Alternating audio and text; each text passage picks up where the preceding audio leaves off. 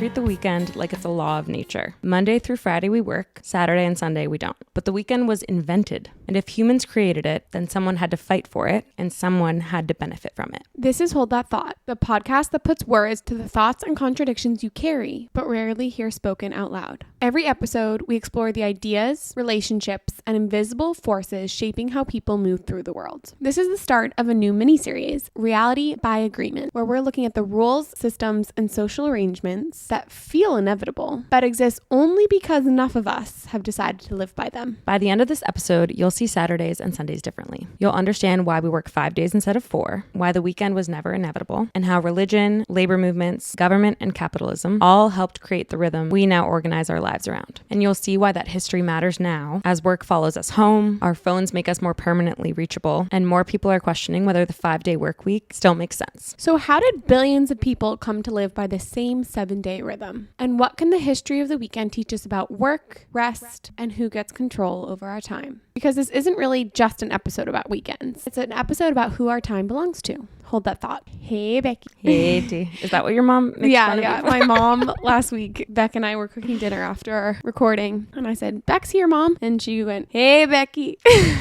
Sounds like Making fun of you're me. calling your cow from the pasture. Hey, old Becky. Hey, Becky.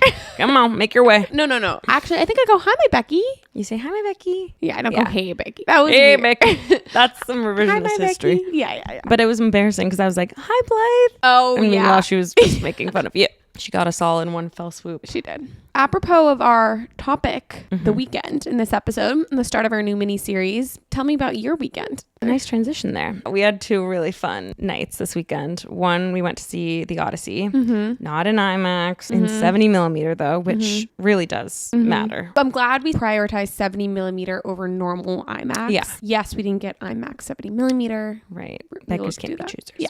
That was really fun. I love the recapping afterwards with the you best. as we walked to a bar. Such What were some of our amazing takeaways? storytelling. Yeah. I never read The Odyssey. Neither.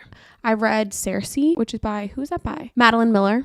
Tells the story of Circe, the witch, who also interacts with Odysseus in his Odyssey home. And I knew elements of the story. I feel like it's all just in our pop culture. Yeah. So I don't know if this is the take that Homer makes, but I felt like the Odysseus in Nolan's Odyssey lends a really interesting perspective on the loss of humanity. And how the Trojan War really started the downfall of the Greek Empire. It was very different than his other movies, I think. The script was maybe arguably less good. Right. But it's trying to be over the top, saturated, because it's this epic poem. Yeah. And there's only so much you can do to manipulate it without garnering a bunch of criticism from historians. True. I had also heard that there wasn't enough of the god presence in it. Only Athena was represented. Right. I was thinking the presence of the gods and their influence was everywhere in the script. And that is how they lived in ancient Greece. They had this perspective that there was a level of determinism over their lives based on what the gods wanted. But I felt like that was very present. I felt like that was present too. It also felt like characters who in modern day you wouldn't necessarily think would find a threat like this is Zeus's law. You saw them cower when that was placed over their heads as a threat. Right. And so in that sense, I was like, oh, everyone buys into this belief system. I didn't know about Zeus's law. Frankly, I didn't know Neither. that was why there were all these suitors in Penelope's castle. But basically it was you had to treat anyone who walked through your door with courtesy because they might have been a god. Yeah. So it was basically another form of the golden rule. Treat others how you'd want to be treated. But also with so much personal gain attached to it. It's Right. okay, only And treat them well because they might be a god.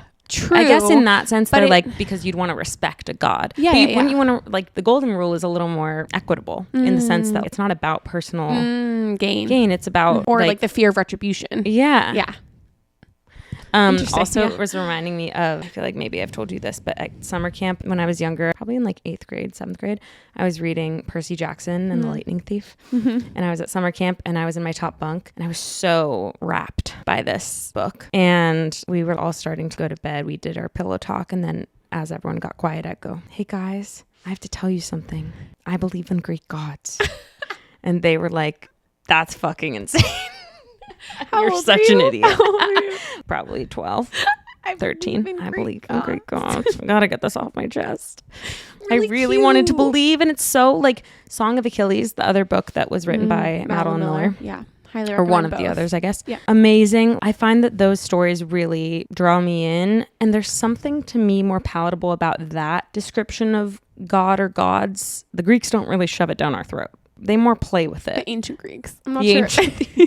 I'm not sure I don't know enough Greeks modern in day this. Greeks are like bowing down to Zeus anymore. But what is it? I mean, maybe this is another series for us to do. What is it about that mythology that has not prevailed in the same way as like the Bible? Because what I will say is that the gods of ancient Greece, I think the reason why you find them so much more palatable is because they are super anthropomorphized. They're superhuman, and they each have their own personality and characteristic. The whole Trinity is not exactly anthropomorphized, right? Like that's so much more heady. But they also concentrate the power in pretty much one God, and then they just have disciples. Yeah.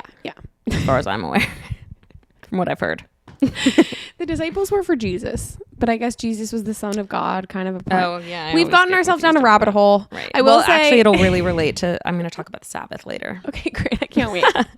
I'm wetting your palate. You're wetting my palate. WHET. Should we get started?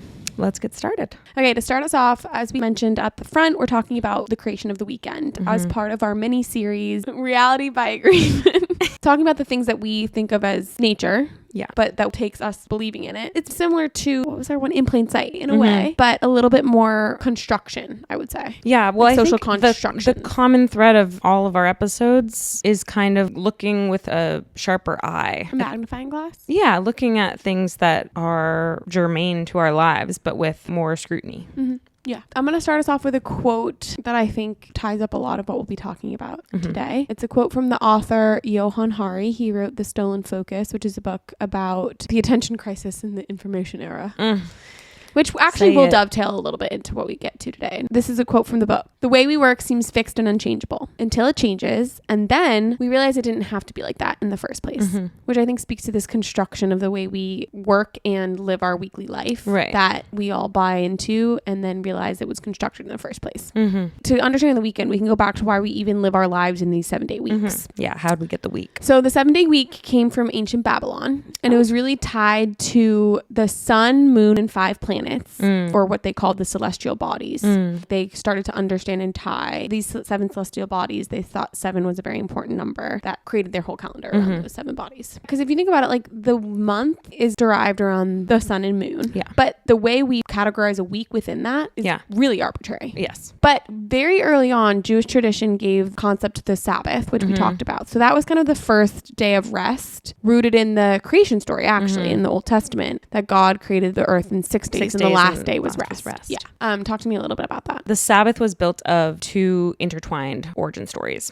One was Genesis, so the story of creation, as you talked about. God rests on the 7th day after creating the world for those 6 days. I was looking at this author, John D. Levinson's piece, and he argues that God's rest doesn't mean exhaustion. He's this all-knowing, all-powerful being. He doesn't need rest. It's more you create and then you observe what you've created, or you take it in. Yeah, you take it in. And humans imitate that divine rhythm. Levinson argues this structure implies is creation is complete, order has been established, and then God takes up residence in the ordered world like a king sitting on his throne after building a palace. And humans imitate this rhythm by creating, working, and then intentionally stopping. The Sabbath therefore teaches that stopping is part of creation, not an interruption of it. So I said at the beginning, there are 2 origin stories that intertwine here. The second is, I'd never heard this part of the Old Testament, Deuteronomy, Deut, which was less about creation and more about liberation. This part of the Old Testament is calling for Jews to remember that they were slaves in Egypt. And the Sabbath becomes a weekly reminder that you are no longer a slave. In Egypt, Pharaoh never stopped demanding bricks and building, work and exhaustion. And so the Israelites' worth depended entirely on production. And the Sabbath rejects that system. I was reading this Substack by this author, Joe Boyd. It's called The Deconstructed Pastor, because he's a pastor. He said, by the time the commandment takes its canonical shape, Israel's story has been marked by forced labor, displacement, and empire. They know what it means to live under systems that measure human worth by productivity.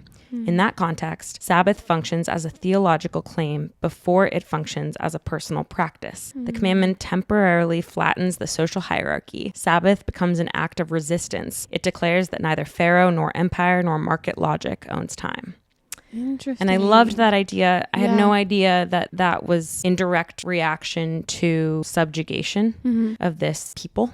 And there's a central tension between those parts of the Bible, Genesis and Deuteronomy. Genesis says rest because that's how the universe was made. It required a moment of rest after creation. Like almost like it is this natural thing that is willed. Yes. And then Deuteronomy says rest because that's how free people live. Yeah. Interesting. That's Kind of powerful. Yeah, I know. Levinson argues that these reinforce each other. The Sabbath is simultaneously cosmic, woven into creation, political, a rejection of slavery, social, everyone rests together, which I'll get into that. It's really cool. And ethical, those with power can't demand endless labor. It's radical because everyone rests, not just the wealthy. The commandment extends to children, servants, foreigners, and even livestock. The Sabbath says that there is such thing as enough. You can stop producing before every possible task is finished. We usually encounter the Sabbath as an inconvenience, but observing this weekly day of rest can actually be a radical act. What makes it obsolete is what makes it dangerous. How do you read that? What makes it obsolete is what makes it dangerous. The fact that it doesn't quote unquote hold a purpose is exactly what threatens these systems that often control us. I think that's how I would read it too. That's beautiful. And I like the idea that this is a social institution that prevents one person's comfort from depending on another person's endless labor. I think for so long, this concept of a full day of rest wasn't compatible to how humans lived, right? Like farmers or laborers that before industrialization had to work every day because you were following the sun and seasons, right? Like it wasn't about days of a week. But their nature of their work was way more conducive to rest baked into their life than an industrialized worker who had to go to a factory 6 days a week or more once industrialization took over, right? Like I remember in Sapiens, he talks about how, frankly, as hunter and gatherers, we had to work the least for our output. So most of our time was in leisure. Leisure. And then as soon as we became an agrarian society, we forced ourselves into longer work hours. And then as soon as we industrialized and the majority of people were now working not for themselves, but for another, For the man. the majority of people were now working for someone else. Yeah. We lost even more control over our leisure time. Right. So all I will say is that the concept of like 2 days off was not really needed or fought for necessarily until the time of factories and industrialization. Up until around the middle of the 1800s, workers really only had Sundays off in the Western world, those that were predominantly Christian. That was the day of worship. It was really unions and community movements that started to fight for more than just a Sunday off. Yeah, I was seeing that the first demand was the 8-hour workday. Right. Before they even were talking about weekends. The 8-hour movement picked up steam after the Civil War. This is in America, at least, when soldiers returned home to rapidly industrializing towns and cities. It was a phrase coined by Robert Owen, a Welsh textile manufacturer turned labor reformer. The call to action, or the phrase, was 8 hours labor, 8 hours recreation, 8 hours rest. So within a 24-hour day. And after the Civil War, industrial workers increasingly were organizing around this demand. And then cut to World War I, that changed workers' bargaining power. During World War I, labor shortages meant workers suddenly had leverage. And so because everyone was off overseas fighting. Yeah. So the workers who were domestic had leverage to be like, you need me. Here's what I'm going to demand. And this is going to get at a bigger theme of incentives and collective action and organizing and things like that. The tensions between those forces is what eventually created the 5-day work week. Railroad workers threatened a national strike, and the federal government encouraged employers to negotiate with unions to avoid wartime production disruptions because they couldn't afford. There was no margin for strike. Yeah. By the end of the war, millions of workers had experienced shorter hours and weren't willing to give them up. So they had a taste of the good life. Right. And we're talking World War I. So we're like 1919. Yeah. Wow. You pulled that out. I really can remember World War I and World War II years.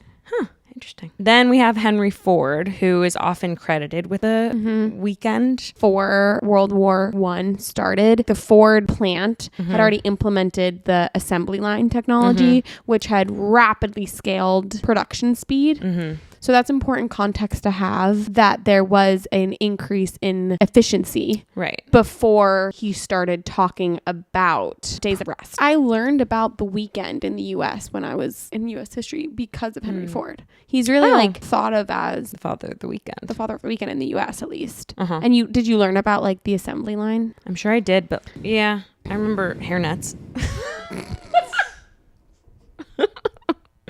For all walks of life. For all walks of life, yeah. He implemented the assembly line, which allowed, like, everyone had a role, plug and play. Instead of one person creating a car from scratch, Right. you were the bolt woman. Yeah. You were just inputting the bolts. So repetitive. Really, really great for production speed, but it was Right. very fast. And the labor turnover upon implementation of this became 380%.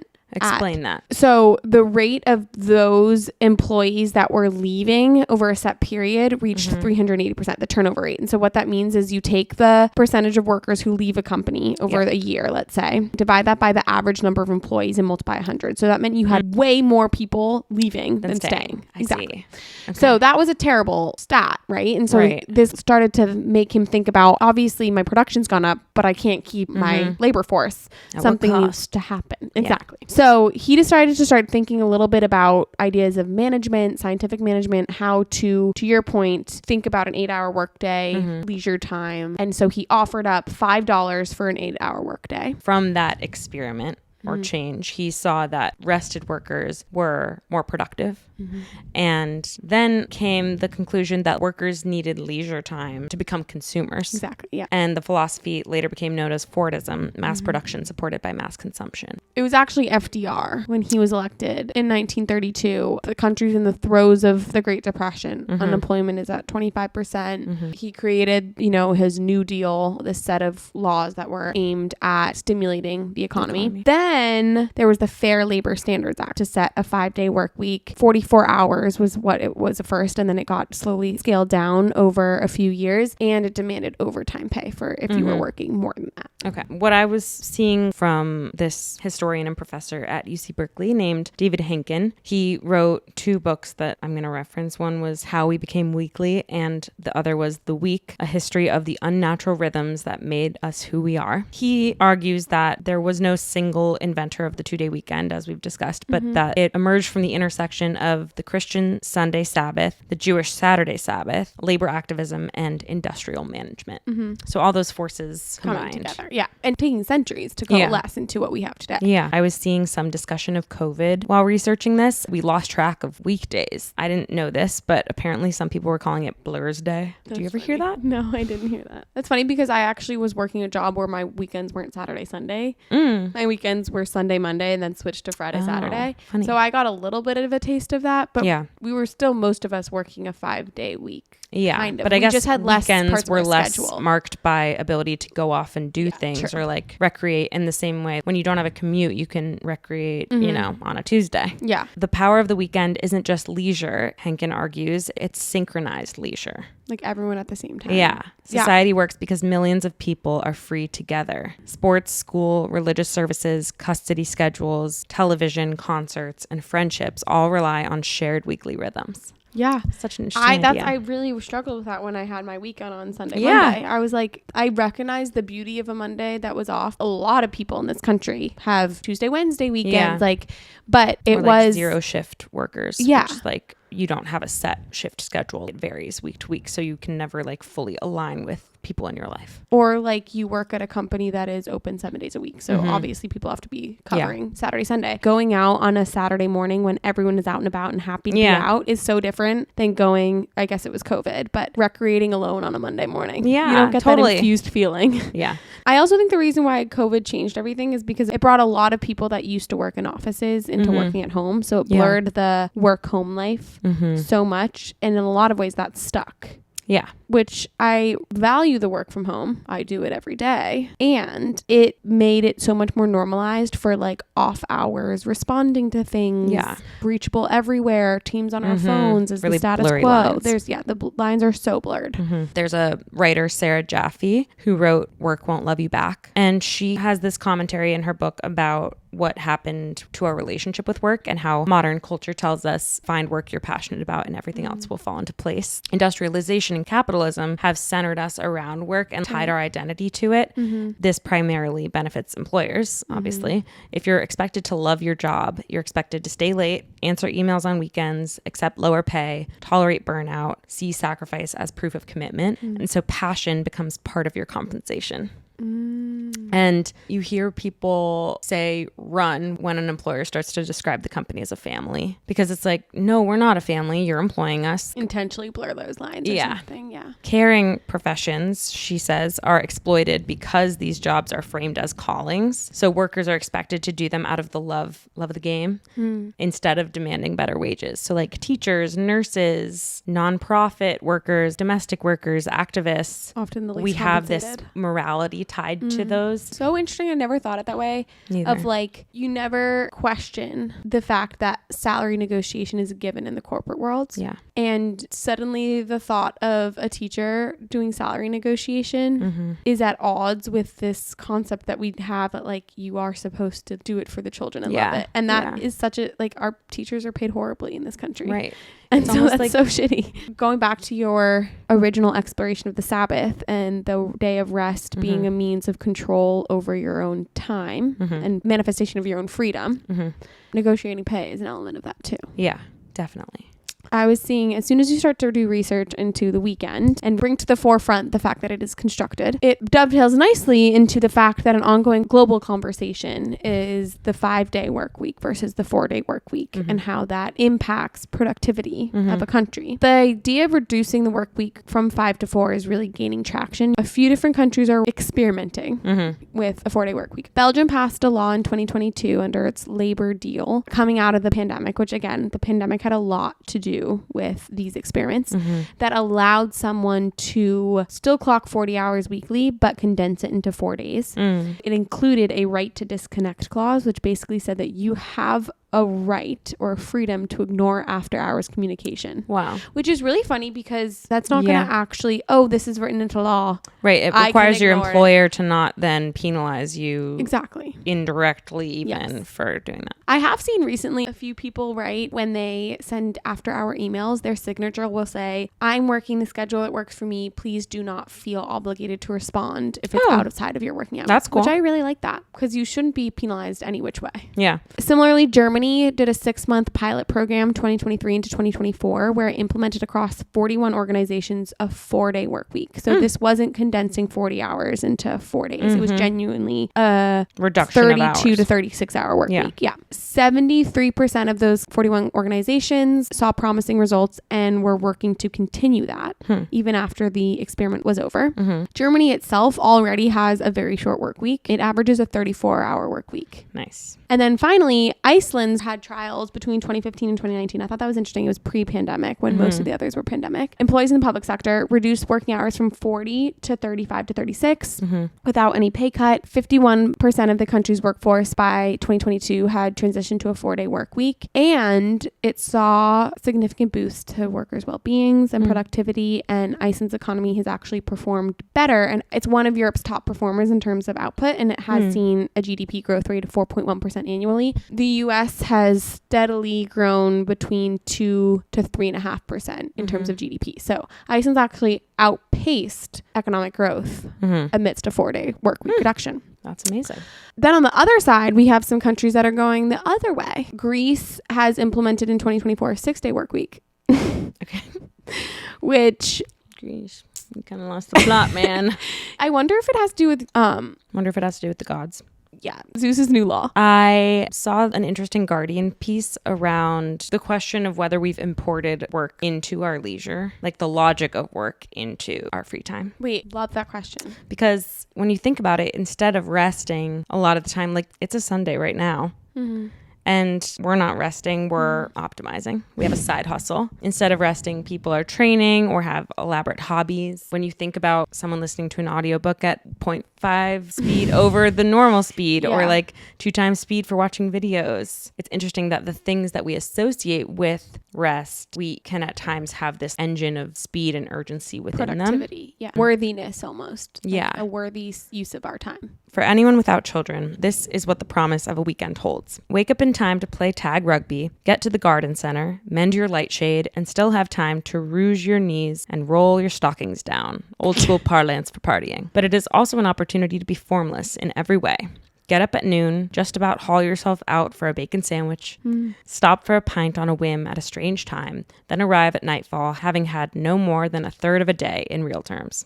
Post-children, of course, it is all hanging around places you don't want to be, such as soft play centers or sports fields, but at least you are with the people you want to be with until they are teenagers. Sunday alone could not do this, saved as it was for godliness, or whatever phrase terrible people used before the invention of family time. It was Saturday that meant everything. That enabled football, that democratized cricket, a work in progress, but still. That spawned hobby gardening and all its many questions. And of course, it couldn't help but crack open the space for people to say, yes, I might just get pissed on a Friday night. What's it to you? That's all pretty... No, I love it. The openness that sanctioned leisure time provides us is awesome. Like, people use their weekends in totally different ways. I think I maybe referred to this writer who I found on Substack, Austin Goen. He cites a pastor. I was getting into pastoral. I love that you found Substack pastoral corner. And he was talking about his personal practice of Sabbath as someone who has kept Sabbath for 15 years. Biblical Sabbath is a 24-hour block of time in which we stop work, enjoy rest, practice delight, and contemplate God. The traditional Jewish Sabbath begins at sundown on Friday. The particular day doesn't matter. What matters is protecting a 24-hour period. And Sabbath is really about stopping anything that feels like work. And work can mean anything you feel you have to do. So this writer was saying he writes a to-don't list instead of a to-do list for his Sabbath as a way of preparing, because it helps remind him, like, oh, that actually is a form of labor. That's not real rest if I'm doing something to give my future self a head start, you know? That's so if I'm like making the kids lunches for Sunday, then it's maybe not a real rest. You and I both listened to the Ezra Klein show episode called The Sabbath and the Art of Rest, which talked about how the ancient practice of Sabbath has something to teach us around the concept that in this digital age, we are obsessed with speed and productivity, and that following the practice of the Sabbath, even if it isn't necessarily tied to more traditional ways of spending it, according to this author Judith Schluvitz, is a way in which you can implement guardrails for yourself to not participate in that productivity culture. And I like that to-don't list is a very, like, I don't do a to-don't list before my weekend starts, and I constantly have a to-do list going on in my head, which we typically just punt to the weekend. So it's more of like a forced checkpoint for yourself to suddenly say, how do I actually want to not participate in the speed and productivity culture that I live in? Yeah. And I like the idea that a prerequisite for participating in Sabbath, there are none, first of all. And it's especially not that you've gotten all your work done. Yeah. It is the 24-hour period you honor. And I liked that they were saying, like, it doesn't have to be Saturday. Maybe that's a modern reading of it, or just this person's personal experience, given that he's done it for 15 years. But when I was in the worst of my anxiety last year, before I started managing it a little bit better, the Sundays were the days that I felt so much anxiety around how to manage leisure in life. And I would wake up and my motor was already running a million miles an hour on Sundays. Like, no matter what I actually had going. And it was so clear to me that I was letting Saturday be this day to kind of push off and think about things and rest. But in doing so, because I still wasn't letting go of the productivity mindset enough, Sunday became this like day of all the productivity that trash day. It became trash day. It became the day of everything must get done. I think it was really what made me realize that my anxiety had gotten so bad was that I was waking up on Sundays miserable. And I was like, something's gone wrong. I've lost the plot on what actually matters. And a symptom of my anxiety getting better has really been that Sunday construction of must be productive in life admin has gone away. And getting comfortable with the fact that like life admin is never going to go away. True. So let's not try to force it into one day of getting it done. Amen. When I was growing up, my parents would take us to church on Sundays, and I did not like that.